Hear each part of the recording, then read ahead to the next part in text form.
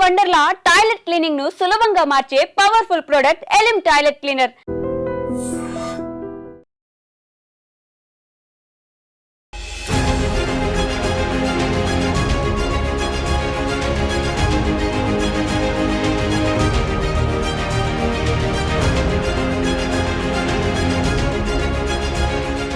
అసలు May Day call అంటే ఏంటి?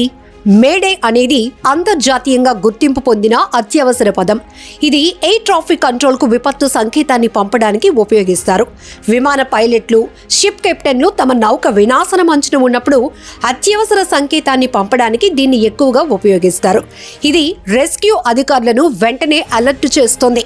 అత్యవసర ప్రతిస్పందన ప్రోటోకాల్ను ప్రేరేపించడానికి ఒక పైలట్ గాని మెరైనర్ ఈ పదాన్ని వరుసగా 3 సార్లు మేడే మేడే మేడే అని పునరావృతం చేయాలి, లేదా 7700 అనే నెంబర్ను సందేశంగా పంపించాలి.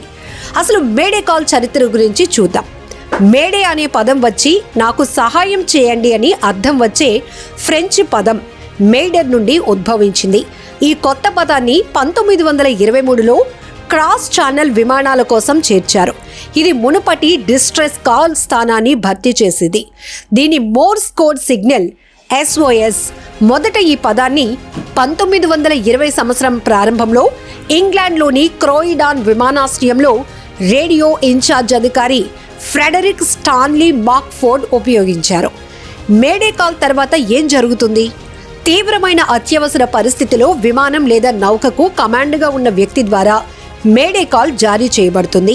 ఇంజిన్ వైఫల్యం, అగ్ని ప్రమాదం లేదా విమానం ఓడ యొక్క భద్రత మరియు సమగ్రతకు ముప్పు కలిగించే ఏదైనా ప్రమాదం జరిగే ఈ పరిస్థితుల్లో దీన్ని జారీ చేస్తారు. ప్రోటోకాల్ ప్రారంభమైన తర్వాత మెరుగైన కమ్యూనికేషన్ కోసం ఫ్రీక్వెన్సీలో రేడియో ట్రాఫిక్ క్లియర్ చేయబడుతోంది. మేడే కాల్ ఇచ్చిన వ్యక్తి అత్యవసర పరిస్థితి, తామున్న భౌగోళిక స్థానం తదితర వివరాలను అందిస్తారు.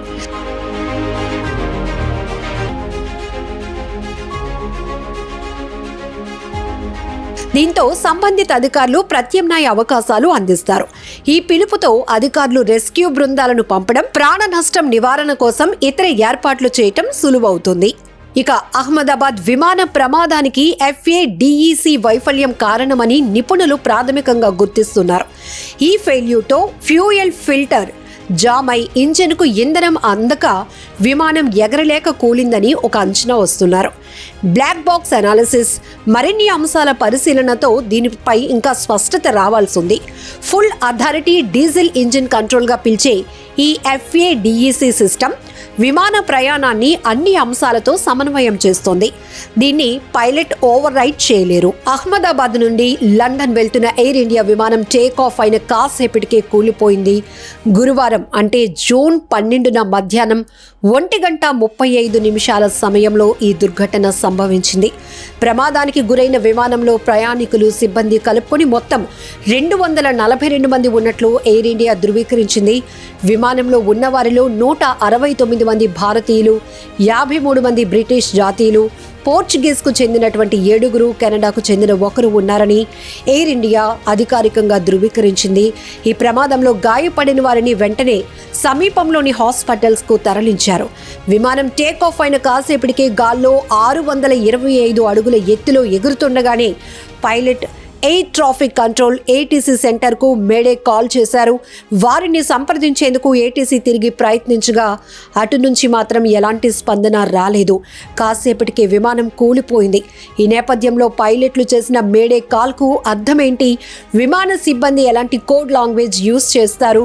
దాని అర్థమేంటో తెలుసుకునే ప్రయత్నం కూడా పెద్ద ఎత్తున జరుగుతోంది. మేడే కాల్ అంటే ఏంటో కూడా తెలుసుకునే పరిస్థితిలో ప్రతి ఒక్కరూ సెర్చ్ కొడుతున్నారు. విమానం నడిపే పైలట్లు ATC మధ్య కమ్యూనికేషన్ చాలా కీలకమైంది.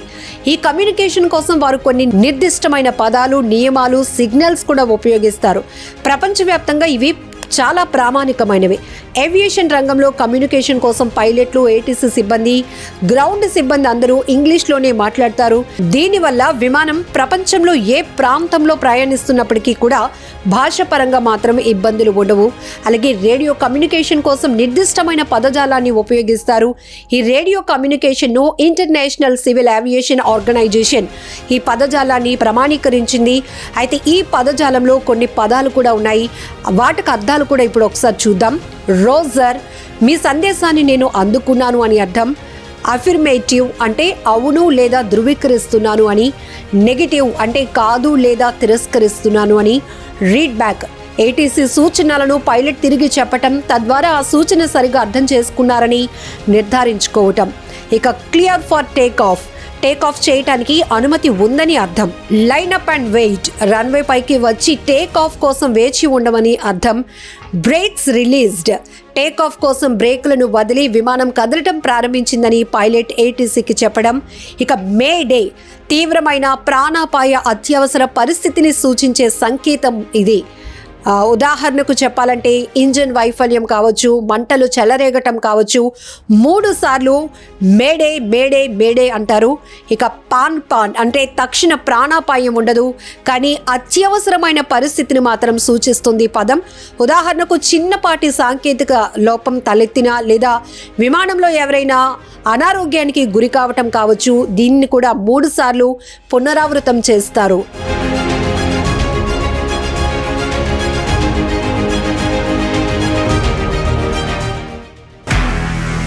నిజంగా ప్రస్తుతం ఉన్నటువంటి సమాజం దేనికి ప్రయారిటీ ఇస్తుంది? ఆర్థిక సంబంధాల చుట్టూ మాత్రమే తిరుగుతుంది. మళ్ళీ ఎన్నికలంగానే చాలా విరక్తి కలుగుతాను. మంచి అనిపిస్తుంది కదా, లేడీస్ కూడా ఛాలెంజింగ్ జాబ్స్ చేసినప్పుడు చాలా బాగుంటది. ట్రాఫిక్ అసిస్టెంట్స్ గా నియమించిన ట్రాన్స్జెండర్స్ అందరితో సాల్యూట్ చేయించుకుంటున్నారు. ఫుడ్ డెలివరీ ఇవ్వటానికి వెళ్ళినటువంటి డెలివరీ బాయ్ అనిల్ పై కళ్ళ ముందు